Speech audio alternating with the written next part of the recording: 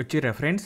So ఇలా market చూసుకోరు కదా, ఏదైతే సప్లై ఉండే కదా మనకు ట్రేడింగ్లో ఇంపార్టెంట్ లెవెల్, అది టెస్ట్ చేసినప్పటికీ కూడా కొంచెం రిజెక్షన్స్ తోటి మళ్ళీ పైకి వెళ్ళిపోయింది, మార్కెట్ బ్రేక్ చేసుకొని, అది నిఫ్టీ అయినా బ్యాంక్ నిఫ్టీ అయినా ఫైన్. సో ఈ మార్కెట్ గురించి మాట్లాడుకుంటే ముందు నిన్న అడిగినా కదా ఒక కాన్సెప్ట్ చెప్పి దాని మీద ప్రాక్టీస్ చేస్తే ఒక 3 months చేస్తే కూడా మీరేంటో అనేది మీకు మీరే ప్రూవ్ చేసుకుంటారు, ఇంకా వేరేలోకి ప్రూవ్ చేయాల్సిన అవసరం లేదు.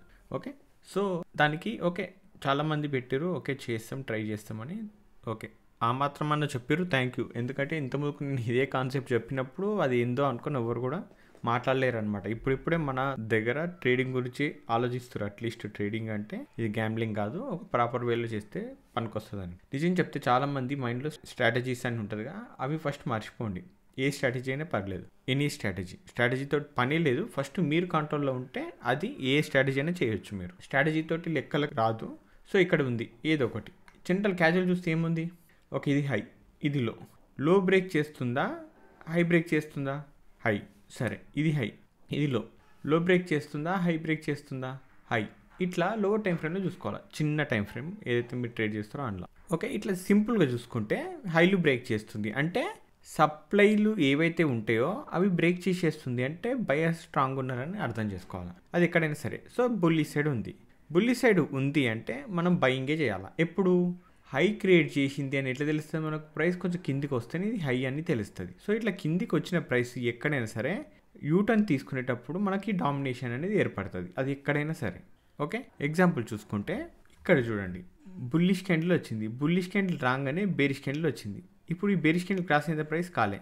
ఇక బుల్లిష్ క్యాండిల్ తర్వాత బేరిష్ క్యాండిల్ వచ్చింది, క్రాస్ అయిందా, కాలే. బుల్లిష్ క్యాండిల్ తర్వాత బేరిష్ క్యాండిల్ క్రాస్ అయిందా, కాలే. ఇప్పుడు బుల్లిష్ క్యాండిల్ తర్వాత బేరిష్ క్యాండిల్ క్రాస్ అయిందా, ఈడ క్రాస్ అయింది. సో ఈడ ప్లాన్ ఉంటుంది, ఈడ ప్లాన్ ఉంటే ఇక్కడ నుండి ఇది ఫిల్ అయ్యే ఛాన్స్ ఉంటుంది, ఎందుకంటే ప్రతి హై బ్రేక్ అవుతుంది కదా, ఎందుకంటే బుల్లి సైడ్ ఉంది మార్కెట్ కాబట్టి. సో ఇక్కడ ప్లాన్ చేసుకుంటే ఇక్కడ నుండి ఈడికి పోవాలి. ఓకే సో ఇక్కడ మీరు బుక్ చేసుకుని ఎగ్జిట్ అవుతుంటారు కదా, మీరు చూస్తూ ఉంటారు. మీకు తెలిసిన విషయం ఏంటంటే బ్రేక్అవుట్ ట్రేడర్లు అనేది ఉంటారుగా, వాళ్ళు ఇక్కడ ఎంట్రీ తీసుకుంటారు బ్రేక్ అయితే.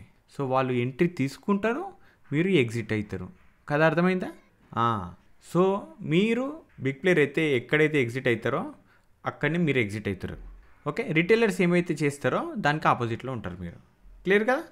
సో అందుకే ఇది యూజ్ చేయమని చెప్పిన, ఎందుకంటే నా జీవితంలో చాలా ఇంపార్టెంట్ రోల్ అనమాట ఇది, ఈ కాన్సెప్ట్. దీని నుండే కొంచెం నా చేతిలో అంటూ ఒక వర్క్ ఉంది అన్న ఫీల్ వచ్చిందనమాట ఒకప్పుడు. దీని తర్వాతనే కొంచెం కంట్రోల్గా ఉంటూ ప్రాఫిట్ గెయిన్ చేయడం జరిగింది. ఇప్పుడు చూడండి, ఈడ మీరు బుక్ చేసుకుంటుంటారు, ఎందుకంటే ఇదే మీ హై బ్రేక్ చేయబోతుంది కాబట్టి.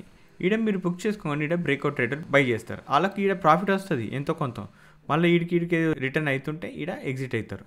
సో ఈ చిన్న ప్రాఫిట్ నిమిషాలు మురిసిపోతుంటారు, మార్కెట్లో ప్రాఫిట్ తీసినాం అనుకుంటారు, కానీ అది మార్కెటే ఇచ్చిందని ఎవరికి తెలుస్తలేదు. సో ఈడ బ్రేక్అవుట్ ట్రేడర్ దగ్గర బై చేయాలంటే మళ్ళీ ఈడికెళ్ళి ఓడి బై చేస్తుండని తెలియాలి కదా మనకి.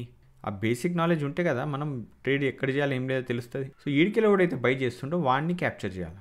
ఈడ బ్రేక్అవుట్ ట్రేడర్ అంటే ఈడ బుక్ చేసుకునేటోడు. ఇప్పుడు మీరు ఈడ ఎగ్జిట్ అవుతారు, ఎగ్జిట్ అంటే సెల్ చేయడంగా, మీరు సెల్ చేస్తే ఒకటన్నా బై చేయాలి కదా మీ షేర్లు, మరి ఈడోడు బై చేస్తాడు, అది మనకు తెలవాలి. అదే బై చేసేది సెల్ చేసేది ఎవరు అనేది తెలిస్తేనే మనకు ఒక క్లారిటీ ఉంటుంది. సరే ఇప్పుడు ఈడ బ్రేక్అవుట్ ట్రేడర్ ఈడేం చేస్తాడు, బై చేస్తాడు. ఈడ సెల్ ఎవరు చేస్తారు, ఈడ బై చేస్తే కరెక్టే, బై చేసినానికి సెల్ ఎవరు చేస్తారు, ఇప్పటిదాకా చెప్పలే ఈడనో బై చేయాలని. వాళ్ళు బై చేసిన బిగ్ ప్లేయర్స్ ఎవరైతే ఉంటారో వాళ్ళు ఎగ్జిట్ అవుతారు. ఈడ ఎగ్జిట్ అయ్యే ముందు ఇలాంటి పెద్ద క్యాండిల్ క్రియేట్ చేస్తారు. ఎందుకు పెద్ద క్యాండిల్ క్రియేట్ చేస్తారా అంటే, ఆ క్యాండిల్ చూడడం అంటే ఎప్పుడు చూస్తారు, క్యాండిల్ కంప్లీట్ అయితేనే కదా చూస్తారు. క్యాండిల్ కంప్లీట్ అవుతుంది, క్యాండిల్ కంప్లీట్ అయినాక చూసి ఆడ బయింగ్ ప్లాన్ చేస్తుంటారు, లేదంటే ఈడికెళ్ళి ఇట్లా ఎగురుకుంటూ ఇందాక పోగానే ఈడ బయింగ్ ప్లాన్ చేస్తుంటారు. సో ఈ బయింగ్ చేసే వాళ్ళు ఎవరైతే ఉన్నారో బిగ్ ప్లేయర్ సెల్ చేసే షేర్లన్నీ వీళ్ళు బై చేసుకుంటారు. అప్పుడు బిగ్ ప్లేయర్కి ఈజీ అవుతుంది ఎగ్జిట్ అవ్వడానికి. క్లియర్ కదా? సో వాళ్ళు కిందనే బై చేస్తారు, ఈ లోలు క్రియేట్ చేసేది వాళ్ళే, హైలు క్రియేట్ చేసేది వాళ్ళే, కానీ మళ్ళీ హైలు బ్రేక్ చేస్తుందంటే వన్ సైడ్ డైరెక్షన్లో ఉంటుంది. ఇద్దరు బిగ్ ప్లేయర్లే ఉంటారు, buying side selling side. So selling side buying side వాళ్ళ డిమాండ్స్ వాళ్ళ సప్లైని బేస్ చేసుకొని మూవ్ అవుతుంటారు అనమాట. క్లియర్ కదా? సో అందుకే ఎప్పుడైనా సరే ఈ కరెక్షన్ అయినాక ఎప్పుడైతుంది కొంచెం కిందికి వస్తేనే ఈడ మనకు హై క్రియేట్ అవుతుంది. అప్పుడు కిందికి వెళ్ళి వెతుక్కుంటూ రావాలి. ఈడ రాకుండా ఈడొస్తుంది, ఈడ రాకుండా ఈడొస్తుంది. ఈడొస్తే ఆడ మొత్తం పెద్ద మూవ్ అనేది క్యాప్చర్ చేయొచ్చు. సో ట్రై చేయండి, ఇది ట్రై చేస్తేనే మీరు కొంచెం పనికి వస్తుందని అనుకుంటున్నాను నేను. సో ఈడ కూడా మనకు కొంచెం డౌన్కి వచ్చింది. ఈడ ఏం చేస్తాం చూడు, బుల్లిష్ బేరిష్ ఈడ ప్లాన్ చేస్తే ఎస్ఎల్ కింద ఉంటుంది, కొంచెం పెద్దగా ఉంటుంది. సో అప్పుడు ఏం చేస్తాం, క్వాంటిటీ తక్కువ తీసుకుంటాం అనమాట. క్వాంటిటీ తక్కువ తీసుకుంటాం, పెద్దగా ఉంటాయి. ఈడ కూడా చూడు బుల్లిష్ బేరిష్ ఇగో ఈడ క్రాస్ అయిందా. ఇప్పుడు ఈడ ఎస్ఎల్ పెట్టుకున్నాం అనుకో, క్వాంటిటీ తక్కువ తీసుకుంటాం, పెద్ద ఉంది కాబట్టి. నేను అంత పెద్దవి పెట్టాను, జనరల్గా చిన్నవి తీసుకుంటాను. ఒకవేళ తీసుకుంటే నేనేం చేస్తా, దీని మీద క్రాస్ అయిందిగా, క్రాస్ అయిన క్యాండిల్ కిందనే పెడతా. ఇది జర స్కాల్పింగ్ టైప్ చిన్న రిస్కే మెయింటైన్ చేస్తా. ఎస్ఎల్ అయితే ఇచ్చేస్తాను, నో ప్రాబ్లం. అలా అర్థమైంది కదా. సో లాజికల్గా ఎక్స్ప్లెయిన్ చేస్తే మీకు అర్థమవుతుంది. కానీ మీరు అట్లీస్ట్ దాన్ని పాటిస్తే, మేబీ ఇంప్లిమెంట్ చేస్తేనే మీకు క్లారిటీ వస్తుంది, అబ్బా ఇంత మంచిగా ఉంటుంది అని. ట్రేడింగ్ అంటే చాలా బ్యూటిఫుల్ వర్కే, బట్ దాన్ని చెడగొట్టుకుంటాం మనమే. Clear, fine. బ్యాంక్ నిఫ్టీ ఒక సప్లై అవుతుంది రెడీగా 57,280, 57,205. ఓకే, వీడికి కొంచెం స్పేస్ ఉంది. ఈ స్పేస్ ఫిల్ చేసిందంటే ఇక్కడ రిజెక్షన్ రావాలా, అప్పుడు నా ప్లాన్ ఉంటుంది జనరల్గా.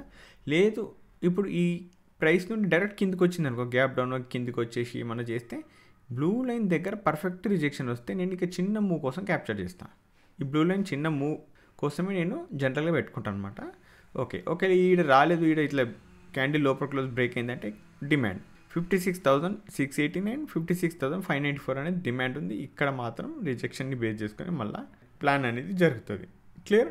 నిఫ్టీలో కూడా సేమ్ లెక్కనే, ఈడ సప్లై కొంచెం మీదకుంది, ఫైన్ స్పేస్ మీదకుంది కాబట్టి అంత మీదకి డైరెక్ట్ ఓపెన్ అవుతుంది లేకపోతే పోతుంది అని నేను అనుకున్నాను. ఒకవేళ ఈడ ఓపెన్ అయినా కూడా ఇట్లా కొంచెం బుల్లిష్ క్యాండిల్ క్రియేట్ చేస్తుంది, బుల్లిష్ సైడ్.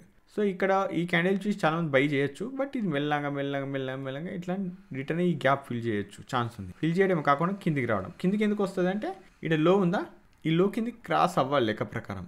అప్పుడు ఏమైపోతుంది, ఇంకా ఫాల్ అవుతుంది, బ్రేక్ అయిపోయిందని చెప్పి సెల్ చేస్తుంటారు, బట్ ఈడ మనం బై చేస్తుంటాం. లెక్క ఇట్లానే ఉంటుంది. మీకు ఇంకా ఇలాంటి ట్రిక్స్ ఉంటాయి కొన్ని మార్కెట్లో, గమ్మత్ జరుగుతాయి. సో ఇక్కడ జస్ట్ రిజెక్షన్ కోసమే, చిన్న మూమెంటం కోసమే ఇది బ్లూ లైన్ పెట్టిన. కింద డిమాండ్ ఉంది, డిమాండ్ కూడా చాలా స్ట్రాంగే, ఫైన్. ఓకే, డిమాండ్ సప్లై దూరం ఉన్నాయి, బట్ ప్రైస్ బ్లూ లైన్కి దగ్గర ఉంది కాబట్టి ఎక్కడ ట్రిగ్గర్ అయినా కూడా, ఎక్కడ వచ్చిన ప్రైస్ కూడా దాని జోన్ ప్రకారం అంటే సప్లై డిమాండ్ బేస్ చేసుకొని నేను ప్లాన్ చేసుకుంటాను. సిమిలర్ ప్యాటర్న్ క్రియేట్ చేసింది సెన్సెక్స్లో కూడా ఒక బ్లూ లైన్ ఉంది సేమ్. ఇది ఈ లో బ్రేక్ అయింది అనుకో, వచ్చి ఇది బ్రేక్అవుట్ ట్రేడర్లు సెల్ చేస్తారు, నేను ఇక్కడ బయింగ్ గురించి ఆలోచిస్తా. ఓకే ఫైన్, కానీ ఇది చిన్న మూమెంటమే, పెద్దది కాదు. కాకపోతే డిమాండ్ కింద ఉందిగా, ఇది ట్రిగ్గర్ అయితేనే నేను కొంచెం బుల్లిష్గా ఉంటా. ఇది సప్లై దగ్గర డైరెక్ట్ ఇట్లా పెద్ద క్యాండిల్ క్రియేట్ చేసింది అనుకో, ఇలా క్రియేట్ చేసినట్టు అట్లాంటి సెల్ చేయలేము. ఇక్కడ పోయి ఇక్కడ ఆగి ఒక ఇట్లాంటి క్యాండిల్ రిజెక్షన్ క్యాండిల్ వస్తే అప్పుడు దీంట్లో ఈ క్యాండిల్ రిస్క్ చేస్తా. అది ఇట్లా మీదికి పోయినా ఎస్ఎల్ ఇస్తా, కిందికి వచ్చిందా నో ప్రాబ్లం, ప్రాఫిట్ ఉంటుంది అనమాట. క్లియర్. ఓకే, ఇక్కడ ఒక నిన్న ఏదో పెట్టిన ఇక్కడ డిమాండ్, ఆ డిమాండ్ ఈ క్యాండిల్ అనుకుంటా మంచిగా స్ట్రాంగ్గా క్లోజ్ అయిపోయి కింద బ్రేక్ అయిపోయింది, కిందకి వచ్చేసింది ప్రైస్. ఓకే, ఎప్పుడైతే డిమాండ్ బ్రేక్ అవుతుందో పెద్ద ఫాల్ ఉంటుంది, సప్లై బ్రేక్ అయినా పెద్ద పుల్లిష్ మూవ్ ఉంటుంది. సో ప్రస్తుతానికి అయితే ఒక చిన్న సప్లై ఉంది 5,795, 5,817. ఈ సప్లై ఎప్పుడైతే ట్రిగ్గర్ అవుతుందో అక్కడ నుండి రిజెక్షన్ బేస్ చేసుకొని నేను కొంచెం బేరిష్ సైడ్ ఉంటా డిమాండ్ వరకు. డిమాండ్ ఎప్పుడైతే కింద ఉంది 5,561, 5,528, ఇది ఎప్పుడైతే ట్రిగ్గర్ అవుతుందో ఇక్కడ నుండి నేను కొంచెం బుల్లిష్గా అయితే ప్లాన్ చేసుకుంటాను. క్లియర్. సో ఇది న్యాచురల్గా ట్రిగ్గర్ అయింది సప్లై, చిన్నదే సప్లై బట్ ట్రిగ్గర్ అయింది. ఇది ఇంకా ట్రిగ్గర్ కాలే. ఓకే ఫైన్, అక్కడ దగ్గర నుండి రిజెక్ట్ అయిపోయింది. ఇప్పుడు ఇది కిందికి వచ్చినా కూడా డిమాండ్ మీద ఫోకస్ చేయాలి, ఎందుకంటే ఆల్రెడీ సప్లై ట్రిగ్గర్ అయిపోయింది. ఇప్పుడు డిమాండ్ మీద అంటే 288.3, 286.2 అనేది ఇంపార్టెంట్ నాకు. ఇప్పుడు ఇది ట్రిగ్గర్ అయితేనే కొంచెం బుల్లిష్గా అయితే ఉంటాను, కొంచెం మూమెంటమే. మళ్ళీ ఇది దాటి క్రాస్ చేసిపోతుందని నేను అనట్లేదు. ఇది ఈడ ట్రిగ్గర్ అయితేనే నేను ప్లాన్ గురించి మాట్లాడతా, లేకుంటే లేదు. క్లియర్. ఓకే, ఇది చూసిరుగా నిన్న పెట్టిన డిమాండ్. ఓకే, ఓపెన్ అయింది, ట్రై చేసింది పోవడానికి, మళ్ళీ మీదకి వచ్చి క్లోజ్ అయింది, మీదనే సస్టైన్ అవుతుంది. ఇక్కడ చిన్న సప్లై కూడా ఉంది.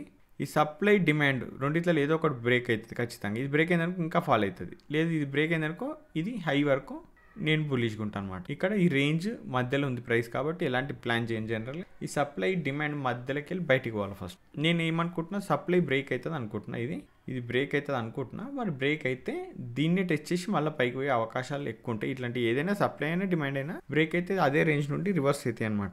సో అది బ్రేక్ అయితేనే నేను బుల్లిష్ సైడ్ అయితే ప్లాన్ చేసుకుంటాను. క్లియర్. ఇక ఈ పెద్ద మనిషి ఈ బిట్ కాయిన్ చెప్పినా కదా, ఇది టచ్ అవ్వచ్చు కాకపోవచ్చు, కాకపోతే వీడికైతే వస్తుందని. వీడికి వచ్చినాక చూడండి రిజెక్షన్ ఎట్లా వచ్చిందో. ఓకే, ఏం లేదు, ఇక్కడ చూడండి సప్లయా, ట్రై చేసిన సప్లయా, మళ్ళీ స్ట్రాంగ్ క్యాండిల్తో బ్రేక్అవుట్ అయింది. ఈడ రిజెక్షన్ కూడా వచ్చింది. ఓకే, మళ్ళీ అదే లెవెల్ ట్రై చేసిన, ఈడ రిజెక్షన్ వచ్చింది. ఓకే ఫైన్, ఈడ మనం బై చేసినా కూడా కాస్టో ఎస్ఎల్లో తీసుకుంటుంది. కానీ బయింగ్ గురించి కాదు, ఇది యాక్చువల్ వీడికి సెల్లింగ్ వచ్చినాక కొత్త బయింగ్ ప్లాన్ చేయాలనుకున్నాం, కానీ నేను చేయలేదు. ఇది డిమాండ్. ఇప్పుడు ఏది 1,16,390 ఇక్కడ రెస్పెక్ట్ చేసింది. ఇప్పుడు ఇది మళ్ళీ ఈ హై క్రాస్ చేస్తే కొంచెం ఇక్కడ నుండి బుల్లిష్గా ఉండే అవకాశం ఉంటుంది. నేను మొత్తం బుల్లిష్గా హై వరకు ఈ సప్లైలు పనిచేయవు అప్పుడు ఇవన్నీ, ఎందుకంటే ఇది స్ట్రాంగ్ డిమాండ్ అనమాట. అది ఫెయిల్ అవుతుందా ఉంటుందా అనేది వెయిట్ చేసి చూడాలి. Clear, fine. సో కొత్త వాళ్ళు టెలిగ్రామ్ గ్రూప్ జాయిన్ కానీ వాళ్ళు ఎవరైతే ఉంటారో వాళ్ళు జాయిన్ కావాలి అంటే మాత్రం లింక్ వీడియో డిస్క్రిప్షన్లో ఉంటుంది, అది క్లిక్ చేసి జాయిన్ అవ్వచ్చు. మళ్ళీ సెర్చ్ చేసి జాయిన్ అవ్వద్దు, ఎందుకంటే ఫేక్ ఛానల్స్ అనేది చాలా ఉంటాయి. మిస్టర్ ట్రేడర్ అని సెర్చ్ చేస్తే మీకు ఏవేవో వస్తుంటాయి. అందుకే లింక్ వీడియో డిస్క్రిప్షన్లో ఉంటుంది టెలిగ్రామ్ గ్రూప్ది, డైరెక్ట్ జాయిన్ అయిపోవచ్చు. ఎలాంటి పెయిడ్ కోర్సులు పెయిడ్ సర్వీసులు అనేది ఏం లేవు, ఆ విషయంలో ఏం టెన్షన్ పడకూరి. Okay, fine. సో ఇవాళ ఒక క్వశ్చన్ అడుగుతా, రెండుటికే తేడా చెప్పండి. ఇప్పుడు ఒకటి బుల్లిష్ క్యాండిల్ వచ్చింది, 2 బుల్లిష్ క్యాండిల్ వచ్చింది. 2 బుల్లిష్ క్యాండిల్ వచ్చినాక వెంటనే ఇటుకలు ఒక బేరిష్ క్యాండిల్ వచ్చింది అనుకో, ఇది ఒక రకమైన ప్యాటర్న్. మళ్ళీ సేమ్ బుల్లిష్ క్యాండిల్ వచ్చి బుల్లిష్ క్యాండిల్ వచ్చింది. ఈడ కొంచెం ఈయనే కన్సల్టేషన్ అయితే ఇట్లా వస్తుంది కిందికి. ఇప్పుడు నేను బుల్లిష్గా ఉండాలి అంటే దేంట్లో ఉండాలి? 2 ప్యాటర్న్ గమనించండి, ప్యాటర్న్ 1, ప్యాటర్న్ 2.